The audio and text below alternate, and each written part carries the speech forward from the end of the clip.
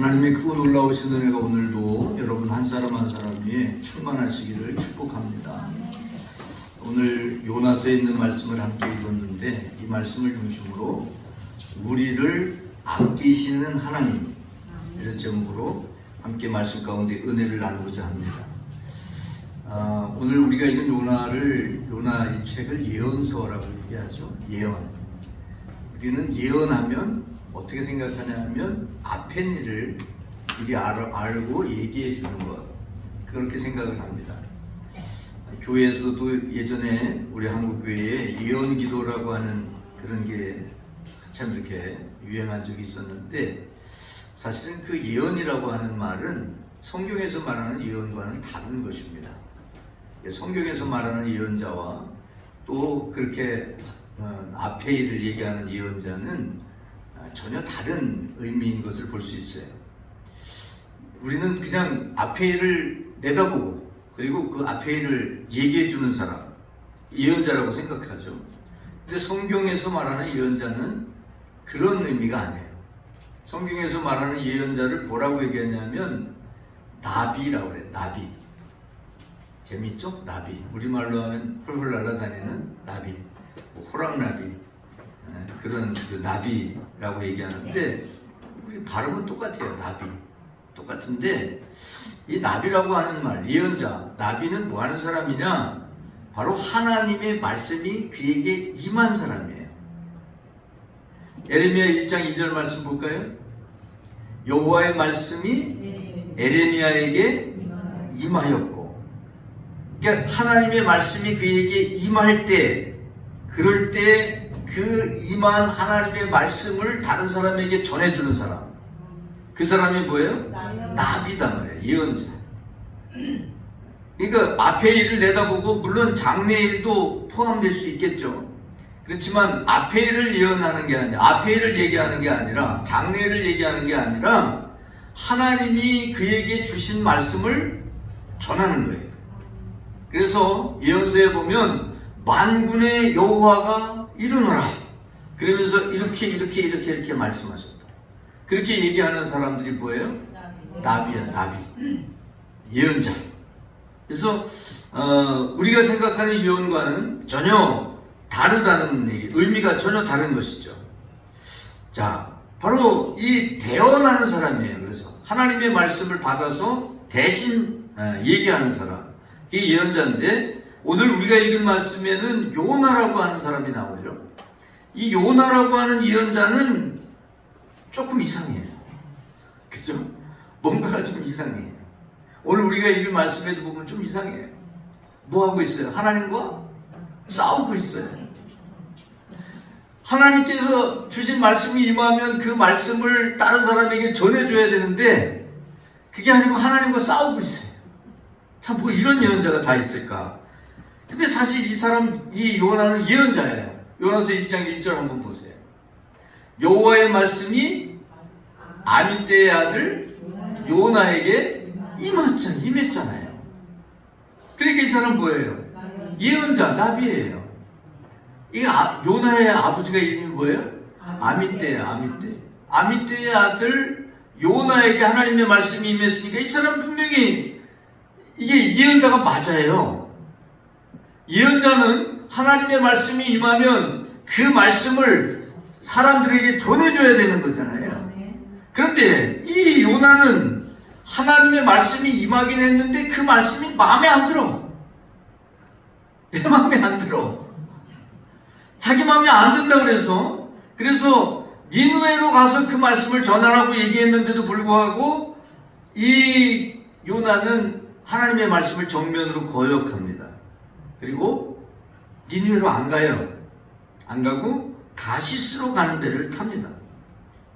요나는 예언자로 부름을 받았음에도 불구하고 그 받은 사명을 무시해버리는 그런 사람이었던 것이죠. 요나 때문에, 요나가 이 니느웨로 가야 되는데 안 가고 다시스로 가는 배를 타니까 요나 때문에 그 배에 풍랑이 일고 위험이 닥치고 말았어요. 그래서 여차여차 해서 우여곡절 끝에 다시 니느웨로 가기는 가요.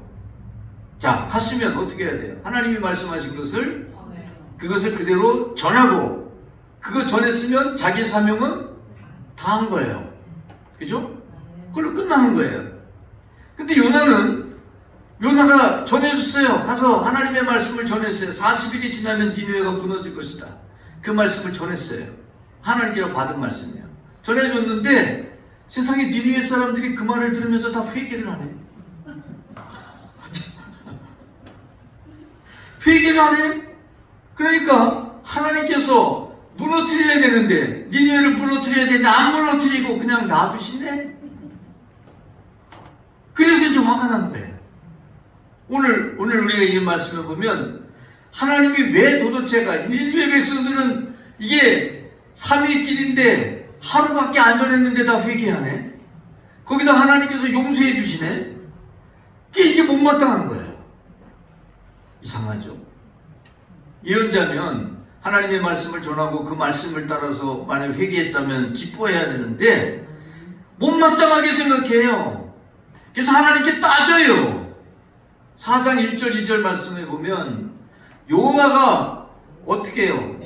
매우 싫어해요. 또 성질을 막 내는 거야. 누구한테? 하나님 앞에. 야, 이게 죽으려고 환장했나?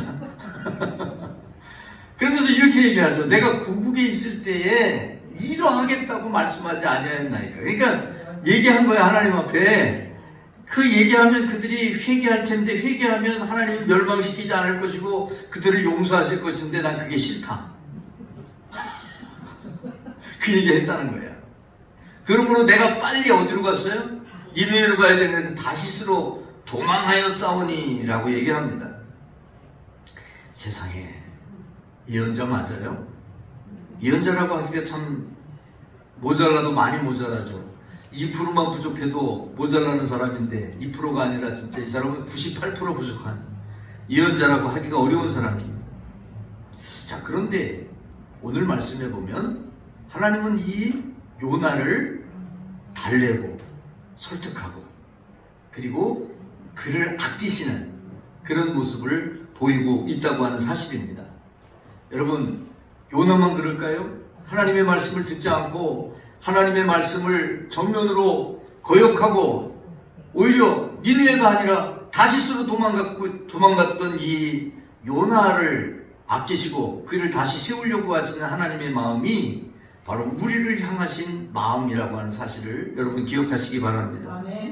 첫 번째 함께 나눌 말씀은 성질의 성질을 다 부리고 있는 요나조차도 악지시는 하나님에 대한 말씀입니다. 어찌 보면 요나는 예언자라고 부르기가 어려운 그런 예언자의 자질이 매우 부족한 사람이라고 볼 수 있습니다. 예언자는요, 다른 예언서를 보면 누구든지 뭐 이사야든지 예레미야든지 에스겔이든지 아모스든지 호세아든지 어떤 예언자도 하나님이 말씀하셨으면 그 말씀을 백성들에게 전해주는 일을 했죠. 그게 자기의 사명이라고 하는 것을 잊은 적이 없어요, 예언자들은. 근데 요나는 그렇지가 않아요. 하나님의 말씀을 전하지 않으려고 도망칠 뿐만 아니라 자기 생각대로 이 니느웨는 무너져야 되는데, 니느웨는 망해야 되는데 망하지 않았다고, 무너지지 않았다고, 자기 생각대로 되지 않았다고 하나님 앞에 성질을 내고 있습니다. 자, 3절 한번 볼까요? 뭐라고 성질 내면서 얘기하나 보시죠. 여호와여 원하건대, 기도하는 거죠? 무슨 기도를 해요? 이제 내 생명을 거두어 주소서. 거두어 가소서. 왜 거두어 가요? 왜 살기 싫어? 뭐가 보기 싫어서?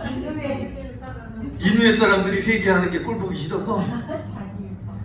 이게 도대체가 어떻게 이런 사람이 있을까? 사는 것보다 죽는 것이 되게 더 나음이니이다. 아니, 그냥 꼴 보기 싫으면 가면 되잖아.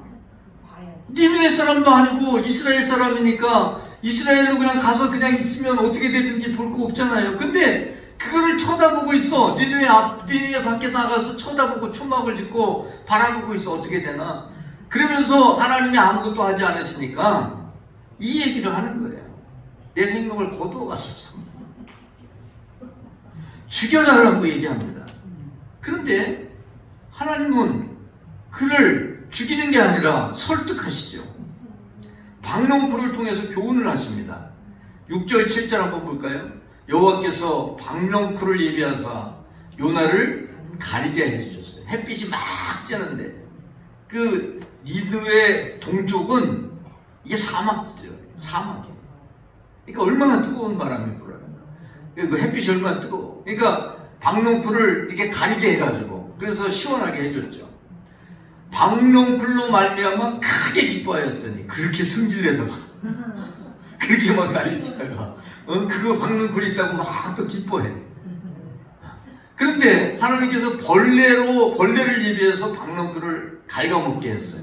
그래서 그게 또 박농쿨이 다 시들어가지고 그늘 역할을 못해. 그러니까 또 승질을 내는 거예요. 내가 사는 것보다 죽는 게 더 낫다. 나를 죽여달라고 얘기합니다. 자, 이렇게 하나님 앞에 투정의 투정을 다 부리고 성질의 성질을 다 내는 사람, 하나님은 틀렸고 하나님이 느느웨 백성을 심판해야 되는데 심판하지 않고 그들이 회개했다고 용서해 주시는 게 틀렸다는 거예요. 그게 틀렸다. 하나님 틀렸다. 그리고 자신의 주장이 옳다는 거예요. 9절 한번 보세요. 하나님이 요나에게 이르시되 내가 뭘로 이 박농쿨로 말미암아 성내는 것이 어찌 옳으냐 그렇게 얘기하시죠. 그러니까 뭐라 그래요? 그가 대답하되 내가 성내어 죽기까지 할지라도 옳으니이다. 여러분 한번 그렇게 해보셨나요? 야, 세상에 어떻게 이렇게 하나님 앞에 정말 대들어도 팍팍 대드는 그런 사람이 바로 요나인 것을 볼 수 있죠. 요나는 끝까지 자기 주장을 굽히지 않습니다. 그럼에도 불구하고 그런 요나를 향하여 하나님은 계속 설득하시죠. 계속 말씀하시면서 그의 마음을 돌리려고 하시죠. 왜 그러셨을까요? 하나님은 그런 요나까지도 사랑하시고 그를 아끼시기 때문이에요. 자, 여러분 그러면 요나만 특별하게 하나님이 그렇게 대우하시죠? 아니에요. 하나님이 여러분도 그렇게 대하신다. 그 성질의 자기의 성질에 못 이겨서 부르르 떨면서 그러면서 하나님 앞에 대드는 그 요나까지도 하나님이 사랑하시고 아끼시는 하나님이시다. 두 번째는 타락한 니느웨조차도 아끼시는 하나님의 모습을 볼 수 있어요. 요나가 그다지도 니느웨로 가지 않으려고 했던 것은 그곳이 바로 아수르의 수도이기 때문입니다. 아수르라고 하는 나라는 바로 북이스라엘을 멸망시킨 나라예요. 주전 722년에 아수르는 이스라엘을 쳐들어와서 멸망시켜버리죠. 그리고 그 사마리아가 바로 그 수도였는데 사마리아에 살던 사람들을 다 포로로 잡아가고 다른 나라에서 자기가 정복한 나라에서 이곳으로 옮겨와서 이 사마리아에 다른 나라 사람들 이방인들이 살게 합니다. 이제 뭐 다 갔다 오려도 몇 명은 남아있었겠죠. 이스라엘 사람도. 그래서 섞여서 혼혈이 되는 거예요. 그게 사마리아 사람. 그래서 이스라엘 사람들은 사마리아 사람을 엄청나게 싫어하죠. 혼혈이 됐다고 해서 차별을 하고 그럽니다. 바로 그 이스라엘을 멸망시켰던 그 나라가 바로 아수르인데 아수르의 수도가 바로 니느웨예요. 이게 아수르의 중심이죠. 자, 그런데 그래서 이 요나는 그 아수르가 너무 싫은 것이고 니느웨가 너무 싫은 거예요. 그런데 하나님의 마음은 요나와 다르다는 거예요. 하나님은 그 니느웨 사람들도 구원하기를 원하신다는 거예요. 요나를 보내신 이유가 뭐겠어요? 그냥 멸망시키려면 그냥 멸망시켜버리면 되잖아요. 그런데 보내서 말씀을 전하게 한 것은 그들이 그 말씀을 듣고 혹시라도 하나님께 돌아올까 하여 보낸 거잖아요. 이게 바로 하나님의 마음이에요. 디모데전서 2장 4절 말씀에 보면 하나님은 어떤 마음이세요?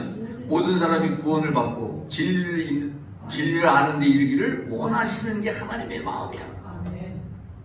그래서 그 아스로의 수도인 니느웨 사람들도 바로 믿고 하나님 앞에 돌아가기를 원하신 거죠. 하나님은 그 누구도 멸망당하는 거 원하지 않으세요. 예수님을 보내주실 때 모두를 다 구원하기를 원하신 거예요. 그런데 이게 믿질 않고 받아들이질 않는 거예요. 주님이 언제라도 오실 수 있잖아요. 그죠? 승천하시고 천국으로 올라가셨는데 언제라도 오실 수 있는데 왜 안 오실까? 왜 계속 늦춰지는 것 같을까? 우리의 마음에 빨리 오셨으면 좋겠는데 왜 안 오실까? 그 이유가 뭘까요? 베드로후서 3장 9절 보세요. 그 이유를 여기 이렇게 밝혀놓고 있는데 오직 주께서는 너희를 대하여 오래 참으사 어떻게 되길 원하요? 아무도 망하지 아니하고 멸망하지 아니하고 회개하게 이르기를 원하시고 그래서 뭐 하시는 거예요? 기다려 주시는 거예요. 하나님이 언제든지 오실 수 있죠. 언제든지 뭐 심판하실 수 있어요. 근데 기다리고 계신 거예요. 참고 계신 거예요. 몰라서가 아니에요. 잘못하는 거 몰라서가 아니야. 죄 짓는 거 몰라서가 아니야. 다 알아요. 아는데도 참고 기다리고 계신 거예요. 돌아올 때까지. 바로 이것이 우리를 향하신 하나님의 마음이라는 거예요. 오늘 말씀에도 바로 11절 상반절에 보면 니느웨의 사람들을 향하신 그 주님의 마음이 담겨져 있잖아요. 하물며 이 큰 성읍 니느웨에는 좌우를 분별하지 못하는 자가 얼마나 있어요? 12만여 명이나 있다는 거예요. 제대로 알지 못하는 사람. 그러니까 이게 자기가 알고 막 하나님 앞에 죄짓고 뭐 범죄하고 잘못 살고 이런 사람들도 있지만 좌우를 분별하지 못하는 사람이 12만 명이나 있는데 이 사람들을 다 멸망시키라는 것이냐라고 요나에게 얘기하는 거예요. 타락했고 범죄했지만 회개한 니느웨 백성들에게 은혜와 자비와 인애를 베푸시기 원하시는 것이 바로 하나님의 마음이라는 거예요. 여러분 이게 니느웨만을 향한 마음이겠어요? 아니에요. 바로 우리를 향한 마음이에요. 하나님 우리를 아끼시고 사랑하시는 그 마음. 세 번째는 니느웨 사람들뿐이 아닙니다. 가축까지도 우리가 미물이라고 부르는 가축까지도 아끼시는 하나님의 마음이 오늘 드러나 있어요. 예수님은 이렇게 말씀하시죠. 너희가 무엇을 먹을까 무엇을 마실까 무엇을 입을까 염려하지 말라 이렇게 하시면서 뭘 예를 드느냐면 공중에 날아다니는 새들을 봐라. 마태복음 6장 26절 말씀에 공중의 새를 봐라. 공중의 새들이 농사 짓더냐 이거예요. 공중의 새들 가서 경작하고 뭐 심어갖고 해먹죠? 안 해. 그 심지도 않고 거두지도 않아. 창고에 모아들이지도 않아. 그런데 누가 길러요? 하늘 아버지께서 기르신다. 우리는 그렇게 안 하면 죽는 줄 알잖아. 그런데 새들을 하나님께서 기르신다. 이 하나님은 사람에게만 관심 있는 게 아니라는 걸 보여주죠. 뭐에게도 관심 있어요? 새에게도 관심 있어. 그럼 새만 관심 있다는 얘기야? 무슨 새? 참새? 모든 조류 새죠. 공중의 새. 뭐 새만 관심 있겠어요? 아니죠. 땅에 다니는 모든 동물들, 뭐 바다에 뭐 물에 사는 고기들, 이런 물고기들 이런 것에 다 관심이 있다는 것을 하나님 보여주시는 거예요. 여러분 요즘에 애완동물을 많이 기르잖아요. 애완동물을 기르면 이 애완동물에 대한 그 기르는 사람의 마음이 어때요? 자식이라고 그러잖아요. 애틋하다는 얘기예요. 아주 애틋해. 이게 우리가 동물을 기르는데도 그렇잖아요. 자식은 뭐 사람은 말할 거 없고 바로 하나님께서 당신이 지으신 모든 동물들이 그 하나하나를 바라볼 때 우리가 애완동물을 바라보는 마음처럼 그렇게 애틋하신 거예요. 동물에게조차도 그러신 거예요. 그래서 오늘 말씀 11절 하반절에 보니까 이렇게 말씀하고 있죠. 가축도 많이 있나니. 가축도 많이 있다. 그런데 멸망시키면 가축이라고 안 죽나? 다 죽죠. 그러니까 내가 이 많은 가축들도 이 가축이 되졌냐 이거예요. 아니잖아요. 내가 이것을 아끼지 아니하겠느냐라고 말씀하셨잖아요. 독생자 예수님을 세상에 보내시는데 이 독생자 예수님을 세상에 보내신 이유가 뭘까요? 왜 보내셨어요? 하나님이 요한복음 3장 16절 보세요. 하나님이 세상을 이처럼 사랑하셨기 때문에 독생자를 보내주시고, 그래서 저를 믿는 자마다 멸망하지 않고 영생을 얻게 하려 하십니다. 그렇게 말씀하고 있죠. 그러니까 이게 영생을 얻게 하는 것은 사람들에게 해당되는 것 같죠. 맞아요. 믿고 구원받아 하나님의 자녀가 되는 건 사람들에게 해당돼요. 근데 하나님이 사람을 이처럼 사랑하사라고 기록하고 있지 않아요. 그죠? 이 사람이 아니에요. 뭐예요? 세상이야, 세상. 여러분, 세상이라는 표현 속에는요, 뭐가 들어가 있어요? 하나님이 만드신 천지 만물이 다 들어가 있는 거예요. 세상의 모든 것들이 다 들어가 있는 거예요. 자, 이 모든 것들이 뭐가 있어요? 사람이 있죠. 사람이 있잖아요. 그 천지 만물에. 또요. 예, 헤아릴 수 없죠. 수를 헤아릴 수 없을 정도로 많은 동물들이 있어요. 또요, 뭐가 있어요? 물고기도 동물이에요. 그 다음에 또 뭐가 있어요? 땅에 나는 모든 채소를 비롯한 식물들도 세상에 있는 거예요. 그죠?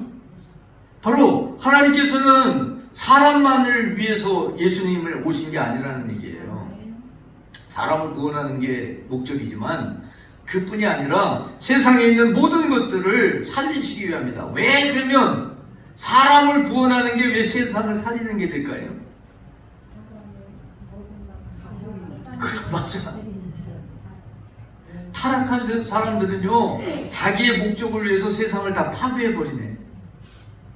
그러니까 사람을 구원하고 살려서 하나님의 자녀를 만드는 것이 세상을 살리는 게 된다고 하는 것을 말씀하고 있는 거예요. 세상에 있는 모든 존재, 사람만이 아니라 모든 동물, 식물까지도 하나님께서 아끼신다는 것을 바로 보여주는 거예요.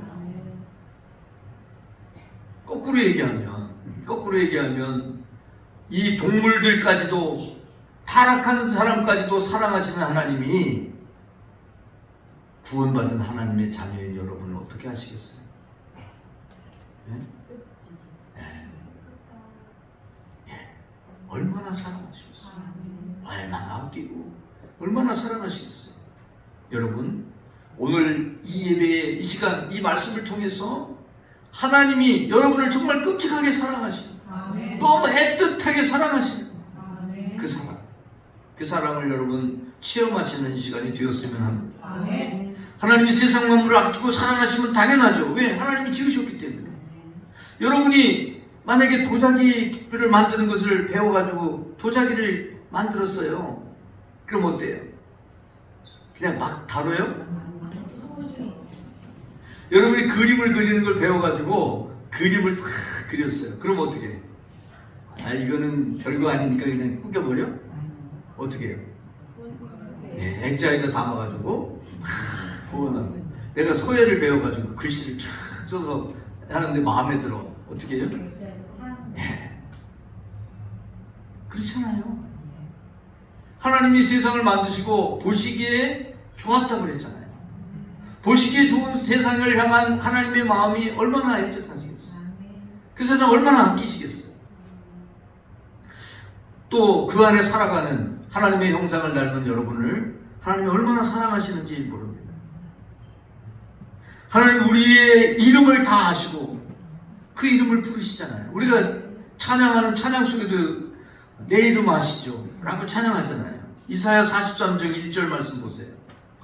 너는 두려워하지 말라. 내가 너를 구속하였고 내가 너를 지명하여 불렀다. 지명이 뭐예요? 그 이름을 부르는 거야. 그 이름을. 아무개야, 아무개야, 아무개야. 여러 명을 그냥 뭉뚱그려서 부르는 게 아니라 바로 한 사람 한 사람의 이름을 부른다는 거예요. 그러면서 뭐라고 그래요? 너는 내 것이다. 단 하나밖에 없는 사람을 사랑하시듯이 너는 내 것이다라고 말씀하신다는 얘기입니다. 우리는 하나님의 소유된 사람입니다. 그렇기 때문에 하나님은 우리를 애지중지하신다는 사실입니다. 너무 아끼시는 거죠. 그 표현이 바로 하나님이 이스라엘 백성을 애굽에서 어떻게 인도하셨나라고 말씀하고 있는 그 내용에 보면 바로 신명기 1장 31절 말씀에 보면 하나님이 그 이스라엘 백성들을 어떻게 인도하셨냐는 걸 보여주는 거예요. 어떻게 인도하셨어요? 사람이 자기 아들을 아는 것 같이 너희 하나님 여호와께서 너희가 걸어온 길에서 너희를 안아서 이곳까지 이르게 하셨다. 안아서 인도해 주셨다. 여러분 누구를 안아요? 예? 자식도 그 크면 잘 안 안아주던데. 커도 안아주죠. 안아주는데 누구를 주로 여러분 많이 안는 게 누구야? 애기를 안잖아. 아기 때, 그죠? 아기 때 맨날 누워 있겠다고 하는데도 그렇잖아요. 잡아다가 안고 그러고 그러잖아요, 그죠? 안고 흔들어주고 뭐 안고 업고 다니고 안고 다니고 그러잖아요. 왜 그래? 에? 왜 그러냐고. 왜 그냥 내버려두지. 너무 아까운 거죠. 너무 아끼는 거야. 그걸 애지중지한다고 그래요. 애지중지한다.